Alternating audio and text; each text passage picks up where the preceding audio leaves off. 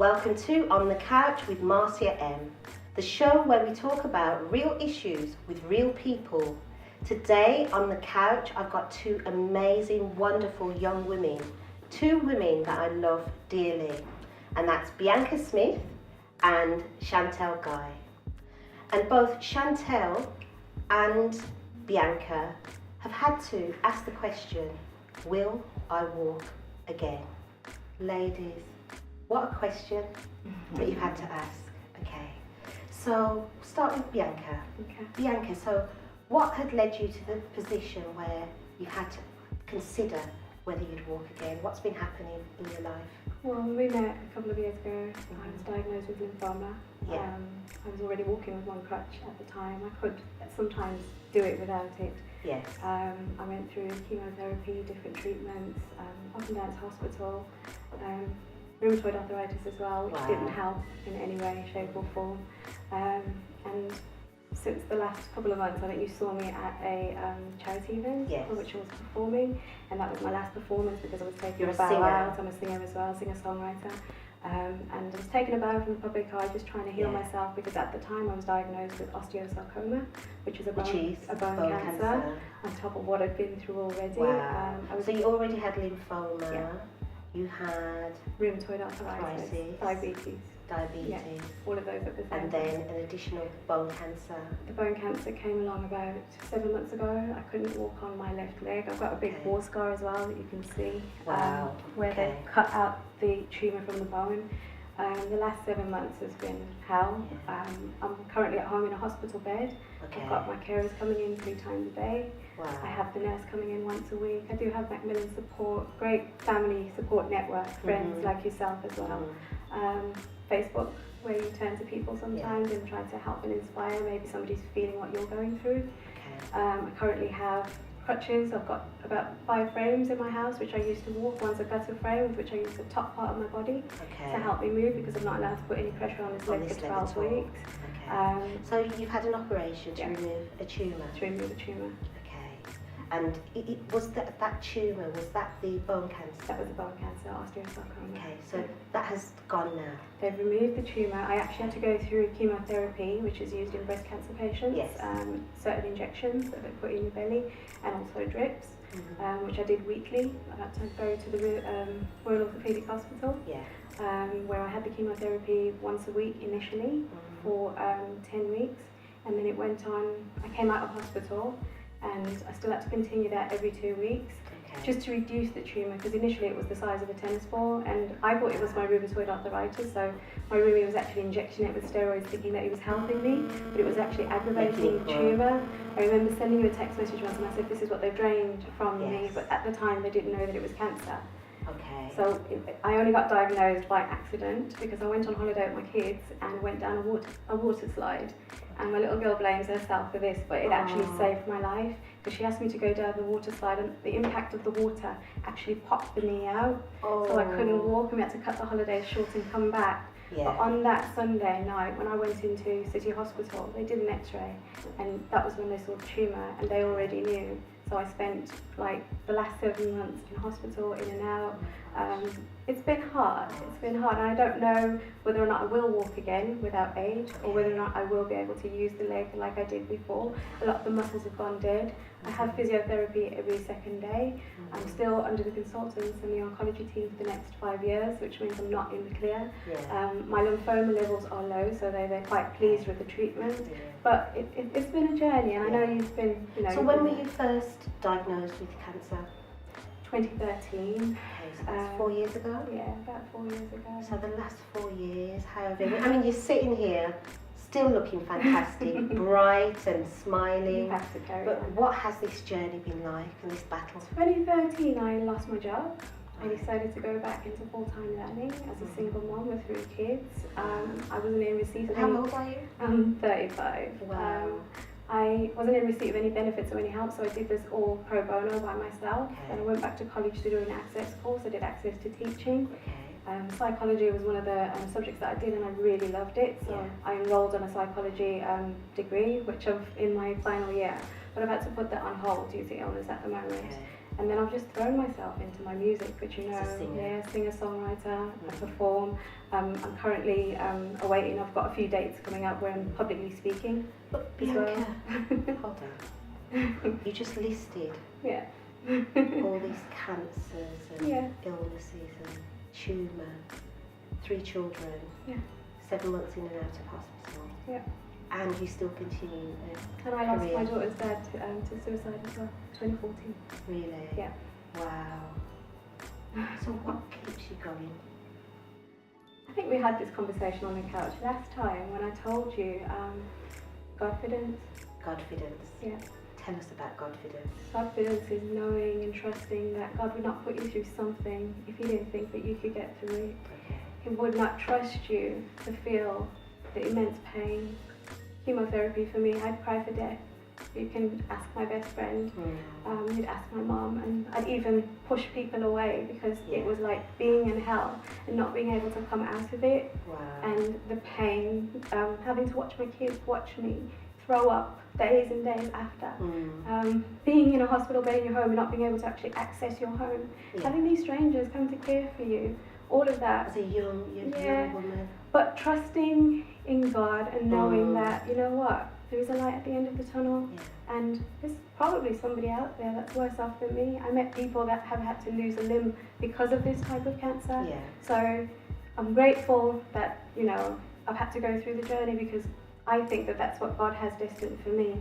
Yeah. And if even just one person is inspired or touched or can see that you can get through this. I didn't know how at times. Right. So you have Godfidence. Yeah. You have that confidence in God Definitely. to bring you through. 155%. And that He will not leave you. Yes. Okay. But can I ask you, okay, you have Godfidence.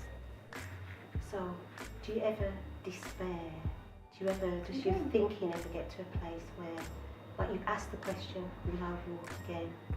I'm human. Where has this illness taken you? Like, there's days when I want to get up and I want to do things with my kids and I can't. There's days when I get up and I can't get up. I can't get out that bed. But I've got to cry out to the one source that I know. You know, I've got to look up to Him because as a human, I fail myself daily. I fail people. I know we all do. But God will never fail you.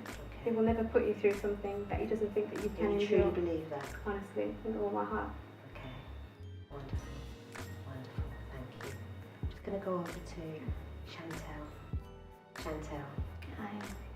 Walking, Chantel. What is walking for you? Speak up a little bit if you can. Sorry, it's not pleasant. It's not very pleasant at all. Just coming here was not good. Okay. You know, I was holding on to my daughter, and then she was saying things like, "Mom, lift up your leg," and I was like, "I'm trying to lift up my leg, but it's not working." You know. So why is this? What's happening with your health? I've got multiple sclerosis. Multiple sclerosis. Yes. Now, when I speak to the health professionals, they say to me, not health professionals, the job centre people and the DWP. Yes. They say, and what else? And I'll be like, and what else? I'll be like, nothing, because what is multiple sclerosis? Okay. Yeah. How does it affect your life? Multiple sclerosis is like a neurological illness where your immune system is fighting your immune system. I don't know how, but it does. So I've done so much research and looking into it that the pills that they try to give me all the time is just no. I don't really care for tablets, and I don't feel like I don't think that's the way forward. So multiple sclerosis is a neurological illness. It is, yes. But what has it done? What difference has it made to your life? Okay.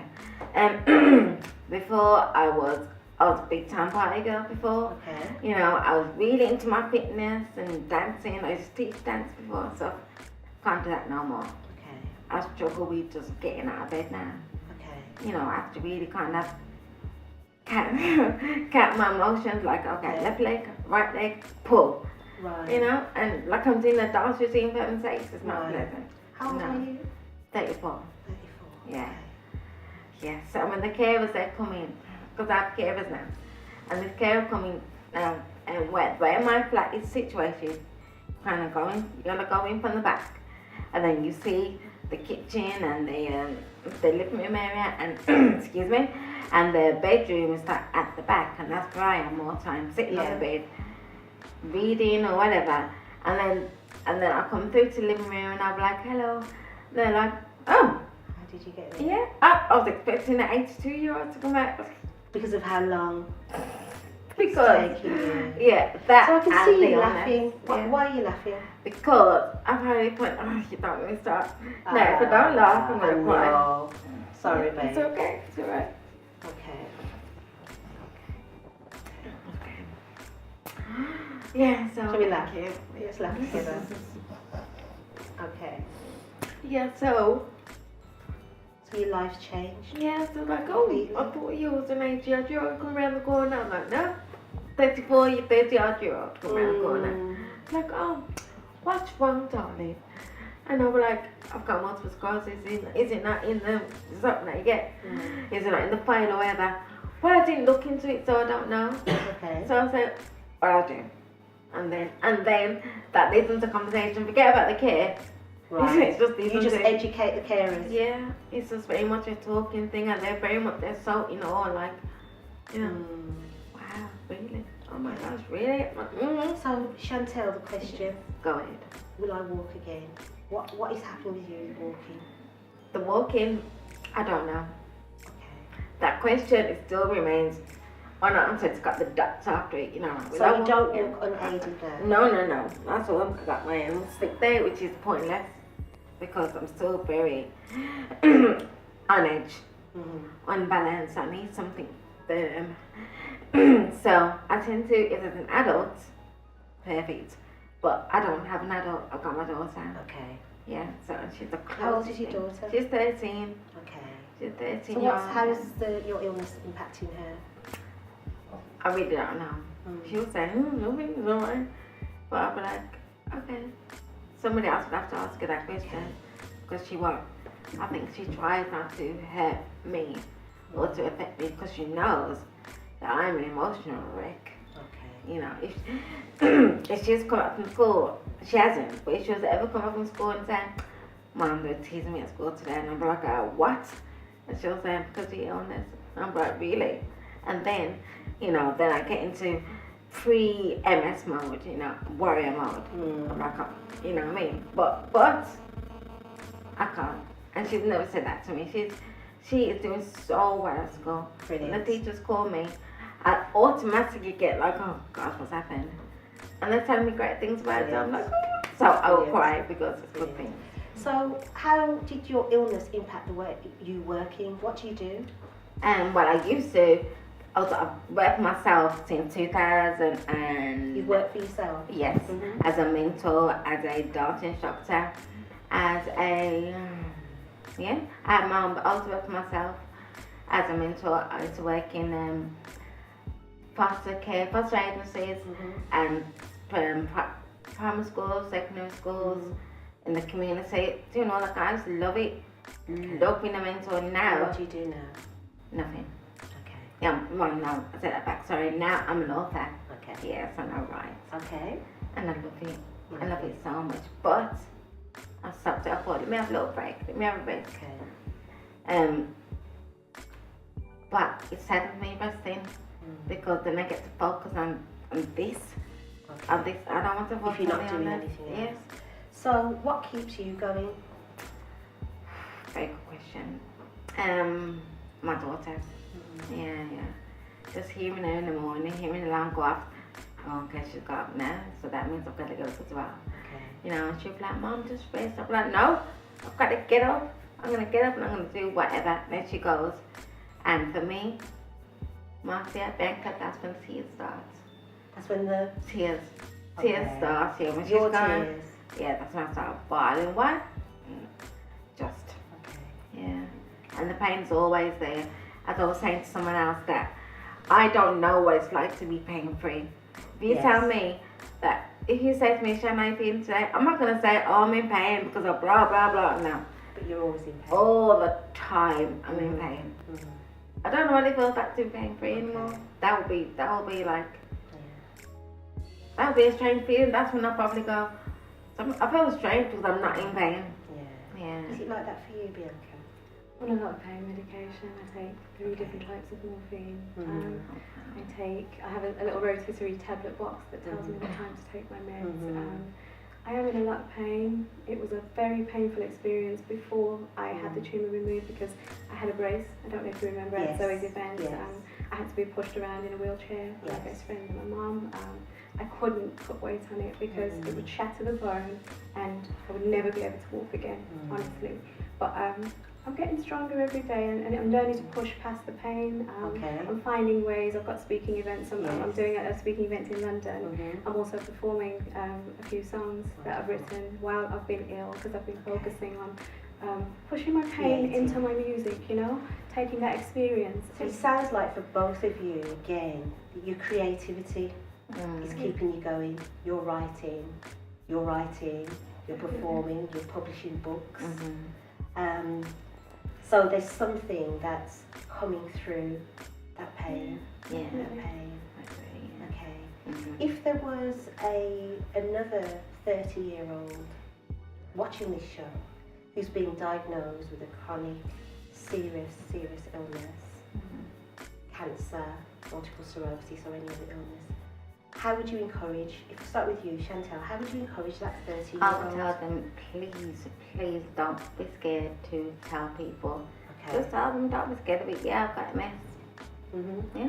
So if you see me walking the street and it's like I'm walking like I've been drinking, that's not the case. Yes. It's like I've got an illness and I'm trying to get where I'm trying to get to. So just talk up and you never know where the support might come from. Support might come from somewhere. I've grown many things. To share it, let people know that you have an illness. Tell them. Bianca, how would you encourage a 30-year-old who may be diagnosed with cancer? Accept your circumstances because your current situation is not your final destination.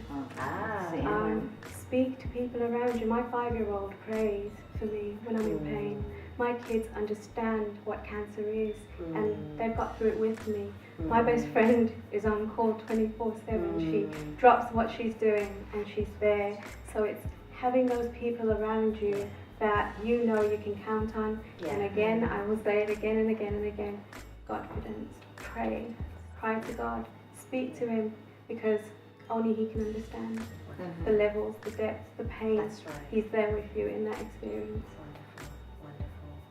So what I'm getting from this is be open and honest about what you're experiencing. Don't be afraid to talk. That you will get support. That your children will gain an understanding. It does become and part it's of their life. accepting that help as well from outside. Accept the help. Okay. Because as a 30-year-old, you feel I've got carers coming to clean me, to empty my commode in my bedroom, and you know I'm 35. I should be traveling the world. I should be touring. You know, singing my songs out there and letting people know about this great gift that I have. Not sat in a hospital bed and having my bed sheets changed because I couldn't get to the toilet or I couldn't get up, or having somebody make you something to eat. And but both of you are motivated enough to continue creating. You're motivated enough to be here today. What made you do it? What made you do it, Chantel? It was a case of, I'm coming. Okay. That's what it was. It was a case of, I'm coming. And whichever way, by any means necessary, you're getting there. Okay. Bianca? For me, it was about getting back out because I've been hiding in my hospital bedroom, lounge / house, just seeing people I want to see. Facing this, like I said to you, I wanted to take a bow from the public eye and just deal with it. Today was the day that I was going to come out, talk about it, Wonderful. Accept it, because I feel like I'm reaching milestones, I'm getting over it, and it's time for me to push past that pain and find my victory now. Wonderful. Ladies, thank you so much. Thank you for joining me on the couch. Thank you so much, and thank you for sharing yourselves, not only with myself, but with the world, really, because I know that you're inspiring. Through your pain, you're inspiring lots and lots of other people.